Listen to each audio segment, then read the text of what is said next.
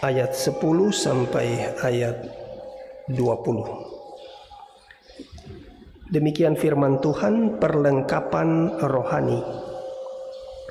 Akhirnya hendaklah kamu kuat di dalam Tuhan, di dalam kekuatan kuasa-Nya. Kenakanlah seluruh perlengkapan senjata Allah supaya kamu dapat bertahan melawan tipu muslihat iblis. Karena perjuangan kita bukanlah melawan darah dan daging, tetapi melawan pemerintah-pemerintah, melawan penguasa-penguasa, melawan penghulu-penghulu dunia yang gelap ini, melawan roh-roh jahat di udara.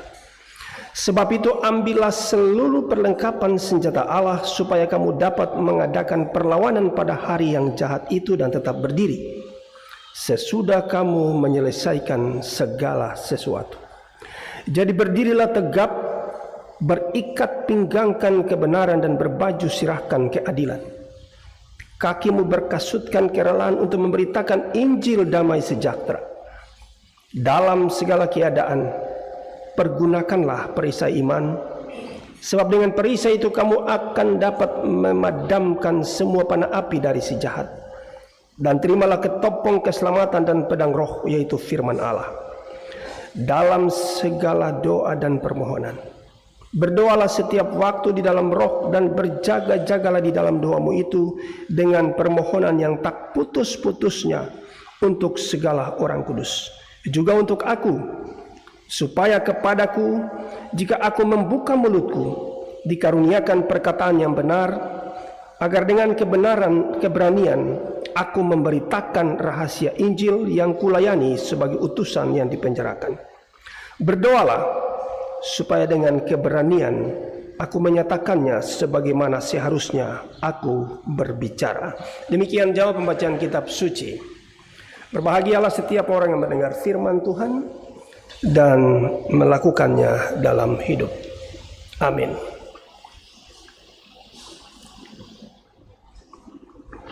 Jemaat yang Tuhan Yesus Kristus kasihi, yang menjadi kebutuhan umat manusia sepanjang sejarah, bahkan menjadi inti pengajaran agama-agama di dunia, adalah bagaimana umatnya memiliki keselamatan dan hidup yang kekal.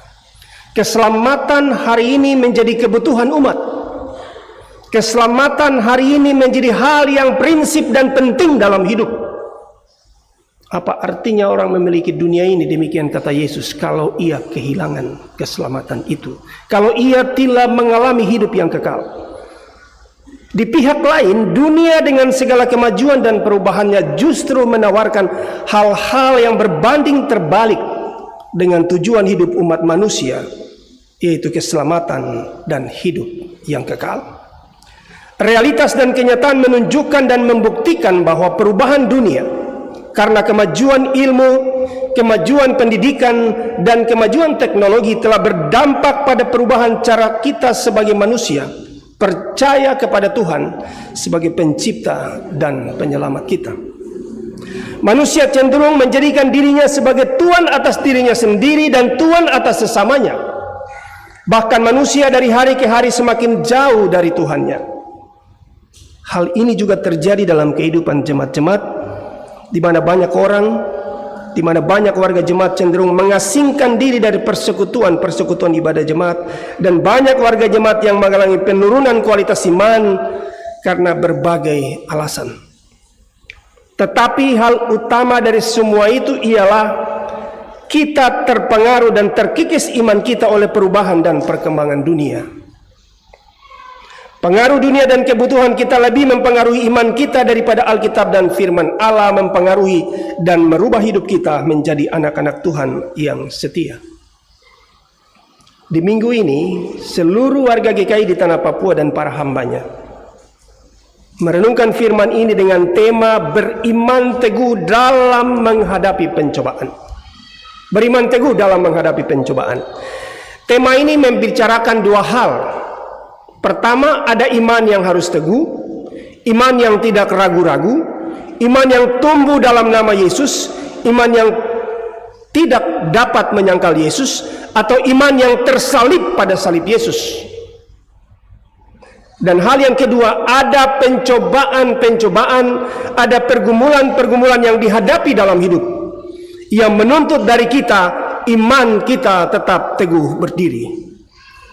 Pertanyaan untuk kita renungkan berdasarkan teks Efesus 6 ayat 10-20 adalah, bagaimana kita menjaga iman kita? Bagaimana kita menjaga iman warga jemaat kita supaya tetap teguh? Dan bagaimana menghadapi pencobaan yang dihadapi oleh jemaat dan gereja secara pribadi, keluarga, dan gereja Tuhan. Mari kita dengar firman Tuhan. Efesus 6 ayat 10-20. Jemaat yang Tuhan Yesus Kristus kasihi, surat Efesus adalah surat yang bersifat eklesiologis kosmologis. Bahasa agak tinggi ya, eklesiologis kosmologis. Artinya surat Efesus membicarakan tentang bagaimana gereja hidup, bagaimana jemaat hidup, bagaimana saya sebagai orang-orang Kristen hidup di dunia ini, bagaimana caranya gereja menyelenggarakan kepemimpinannya, bagaimana saya sebagai pemimpin umat menyelenggarakan kasih karunia Allah di tengah kehidupan umat, dan bagaimana caranya gereja menjaga ajarannya dan warga gereja supaya tetap setia kepada Tuhan Yesus Kristus sebagai penyelamat gereja dan dasar gereja. Sedangkan gereja yang kosmologis adalah gereja yang ada untuk alam semesta. Kosmos itu artinya langit, bumi, dan segala alam semesta. Jadi kalau gereja yang kosmologis adalah gereja yang ada dan hidup untuk dunia. Hendrik Reimer, seorang teolog yang hendak menyatukan permusuhan di Perang Dunia Pertama, dia berkata, gereja hanya menjadi benar-benar gereja kalau gereja ada untuk kesulitan dan tantangan dunia. Gereja hanya menjadi benar-benar gereja kalau dia ada untuk kesulitan dunia. Gereja yang kosmologis. Karena itu inti berita surat Efesus adalah sebuah ucapan syukur serta doa gereja untuk keajaiban dan kelimpahan anugerah Allah kepada gereja sebagai tempat di mana orang Yahudi, orang yang percaya kepada Allah dalam Yesus Kristus, dan orang bukan Yahudi, orang-orang yang belum percaya kepada Tuhan Yesus, hidup bersama dalam persekutuan dan diselamatkan. Karena itu surat ini bicara syukur dan doa. Kenapa syukur? Ya, orang yang tidak boleh masuk, dia harus masuk. Dengan demikian surat Efesus dipahami dalam 3 hal. Sebagai cara kerja Allah, misteri Allah, dan kerahasiaan Allah untuk anugerah bagi dunia ini. Pertama, gereja adalah tempat di mana kedua pihak, umat Allah dan bukan umat Allah, dipersatukan dalam persekutuan gereja untuk hidup bersama tanpa perbedaan. Kedua, surat Efesus memberitakan bahwa kemenangan Kristus atas maut adalah untuk menyelamatkan dunia dan kosmos secara utuh, bukan hanya untuk menyelamatkan umat Allah. Dan berita surat Efesus yang ketiga, kesatuan jemaat dalam gereja Tuhan bertujuan untuk membangun tubuh Kristus. Dalam konteks ini, pertanyaannya adalah bagaimana gereja dan bagaimana kita dapat tetap menjadi gereja yang rasuli, yang diutus, yang tetap mempertahankan iman di tengah pencobaan dunia yang terus berubah. Bagaimana kita sebagai gereja dapat mempengaruhi dunia dan bukan dipengaruhi oleh dunia. Ada 3 hal yang kita dengar dari teks hari ini. Hal yang pertama disampaikan, diberitakan pada ayat 10 sampai ayat 13 tentang peringatan akan adanya ancaman kehancuran terhadap kehidupan gereja dan kehidupan iman warga gereja. Jadi hari ini, di minggu ini, di minggu pengumuman ya, para kandidat ya, minggu politik ini, minggu demokrasi ini, GKI diperingati tentang ancaman terhadap gereja. Ayat 10 sampai 13.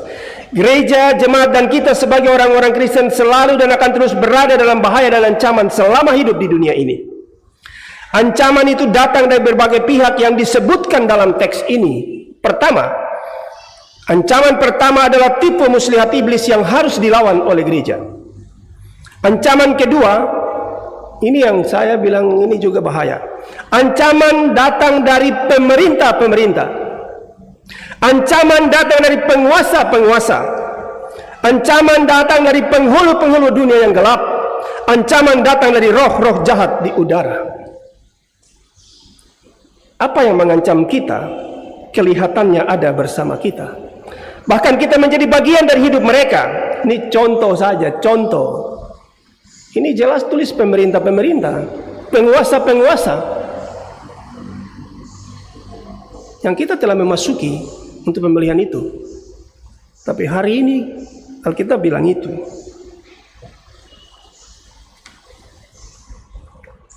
Bahkan anak-anak GKI, kita semua menjadi bagian dari ancaman itu. Itu artinya apa? Lawan kita gereja adalah kita sendiri, kita dengan kita. Wah, luar biasa ya. Sangat luar biasa. Bukan cuma itu, disebutkan juga melawan penghulu-penghulu dunia yang gelap dan roh-roh jahat di udara. Ini melawan kuasa gelap dan okultisme. Dan hal ini pun hidup berbarengan dengan kita, hidup bersama dengan kita, berdampingan bahkan berhadap-hadapan dengan kita. Ini yang mungkin kita biasa bilang musuh di balik selimut, musuh di dalam kelambu. Ini perlu kita merenungkan dengan cara, dengan gaya, dengan pola satu tingkat di atas yang biasanya kita renungkan. Jika ini yang sedang terjadi, yang sedang ada hidup dengan kita, maka konsekuensinya adalah iman harus teguh. Iman harus teguh. Hal kedua yang firman Tuhan kasih tahu untuk kita hari ini, ayat 14 sampai 18a, tentang cara memelihara iman kita dan menjaga gereja dari ancaman kehancuran di bagian pertama tadi. Ini diumpamakan seperti seorang prajurit yang hendak pergi ke medan tempur. Ayat 14 ya. Jadi berdirilah tegap, berikat pinggangkan kebenaran dan berbaju sirahkan keadilan. Kakimu berkasutkan kerelaan untuk memberitakan Injil damai sejahtera. Dalam segala hal pergunakanlah perisai iman, sebab dengan perisai itu kamu akan dapat memadamkan semua panah api dari si jahat. Dan terimalah ketopong keselamatan dan pedang roh. Ini gambaran bahwa untuk menghadapi kondisi konteks kitong lawan kitong tadi, kita lawan kita tadi, tidak ada cara lain. Jadi prajurit Kristus. Saya bukan pasukan berjalan, saya bukan pasukan berkuda, tapi saya laskar Kristus. Pertama, berdiri tegap sebagai seorang prajurit Tuhan yang siap tempur, siap perang dan siap melawan musuh Allah. Ini tidak main-main Bapak Ibu. Tidak main-main. Kalau bilang jam 5 kita perang jam 5. Kalau jam 9 kita perang jam 9. Jangan geser toh. Kalau jam 7 kita perang jam 7, jangan geser ke setengah 8. Tunggu orang datang dulu, jangan. Harus siap. Harus jadi prajurit yang benar. Jangan kau prajurit baru kau mau jadi komandan di atas jenderal lagi. Kedua dikatakan memakai ikat pinggang sebagai ikatan kebenaran. Kebenaran harus diikat di tubuh kita. Kebenaran adalah yang membuat baju perang mendapat bentuknya sehingga kebenaran menjadi bermakna. Kenapa tidak baju dulu baru ikat pinggang, tapi ikat pinggang dulu. Ikat pinggang yang membuat baju itu bermakna sebagai baju perang. Ketiga, baju perang yang dinamakan baju sirah, baju berlapis baja untuk menahan tombak, panah api, dan seterusnya. Gereja adalah gereja yang diutus, gereja yang bersiap bertempur, gereja yang pergi bekerja sesuai perintah yang mengutus. Alkitab juga mengatakan harus bersepatu perang, kasut kerelaan, rela berkorban. Dan kelima, memakai perisai dan ketopong keselamatan. Alat perangnya adalah teguh, benar, tekun, setia, dan berkorban. Baju perang itu tidak dipakai lagi untuk sebuah pekerjaan pembunuhan, sebuah pekerjaan pembantaian, sebuah pekerjaan permusuhan, atau kematian selama-lamanya. Tapi gereja yang diutus sebagai prajurit Allah itu adalah gereja yang merubah peperangan menjadi perdamaian, merubah tombak menjadi mata bajak, dan merubah segala yang tidak mungkin menjadi mungkin untuk sebuah perdamaian. Itulah gereja yang apostolis, itulah eklesiologis yang kosmologis. Ada untuk kesulitan dunia. Hal yang ketiga yang disampaikan bagi kita pagi ini, ayat 18b sampai 20, tentang berdoa, bersyukur sebagai cara untuk hidup di hadapan Tuhan. Berdoa adalah cara untuk dekat dengan Tuhan dan untuk mengalami kehadiran Tuhan. Doa adalah cara penyerahan diri kita, kerendahan diri kita, dan kesiapan kita melakukan kehendak Allah dalam kehidupan dunia sebagai prajuritnya dan bukan jenderalnya. Bapak Ibu jemaat Tuhan yang Allah kasihi, ada 3 hal yang perlu kita bawa pulang, refleksikan di minggu ini. Juga untuk bapak-bapak, ibu-ibu yang hari ini dilantik sebagai badan pertimbangan Gereja Kristen Injili di Tanah Papua. Pelajaran iman yang pertama bagi kita Bapak Ibu, pertama sebagai gereja, sebagai jemaat, dan sebagai orang berfirman. Firman Tuhan ingatkan kita bahwa hidup di dunia ini penuh tantangan, penuh masalah dan penuh hambatan. Karena itu jangan jauhkan diri dari persekutuan dengan Tuhan. Tetap teguh berdiri dalam persekutuan dengan Tuhan. Karena kitong dengan kitong bisa baku musuh sendiri. Karena itu ada di dalam persekutuan supaya permusuhan dihindari. Hal yang kedua, pelajaran iman untuk kita. Berdoa adalah cara kita dekat dengan Tuhan. Cara kita bersekutu terus dengan Dia. Karena itu mari jadikan gereja kita, Gereja Kristen Injili di Tanah Papua, sebagai tempat berdoa. Jadikan jemaat kita sebagai jemaat yang berdoa. Dan jadikan keluarga kita, pribadi kita, suami, istri, dan anak-anak kita sebagai rumah doa untuk kemuliaan Tuhan. Dan hal yang ketiga bagi bapak-bapak yang akan dilantik, ibu-ibu sebagai badan pertimbangan GKI. Firman Tuhan hari ini memberi tugas bagi kita. Pertama, memberi pertimbangan tentang agenda gereja sebagai gereja yang apostolis dan kosmologis. Gereja yang diutus, gereja yang tidak bekerja bagi dirinya sendiri, tetapi yang bekerja bagi misi Allah yang mengutusnya untuk kosmos, untuk dunia, menyatukan umat manusia dalam perbedaan.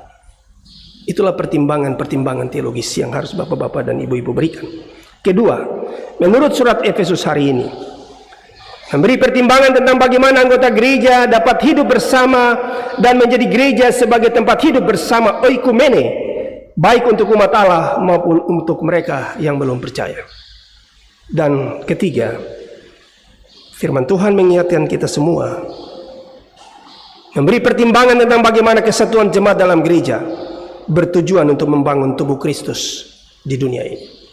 Tuhan memberkati kita dengan firman-Nya, memberikan kita anugerah dan damai sejahtera. Jadikan gereja, jemaat, dan rumah kita tempat berdoa. Amin.